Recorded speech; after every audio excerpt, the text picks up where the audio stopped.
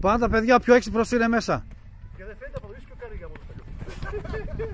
Τι περίμενες Σάρη, τι συγκεκριμένα να Και Γιώργο βγήκε αυτό, Ρε Μητσό! Η αμυντική πάντα παιδιά είναι μέσα. Η αμυντική και εμείς παιχταράδες. Το πρώτο είναι ρε Μητσό. η αμυντική. Θες να πεις μήπως? Πάντα είναι έξυπνοι μπαίνουν μέσα. Έλα να σταθεί λίγο Γιωργάκη. Τι τώρα? Μάνο, αλλά και εκεί θα το ξέρω.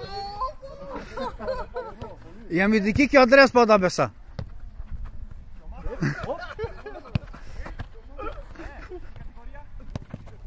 Έλα πιέζει καλά ο Ανδρέας.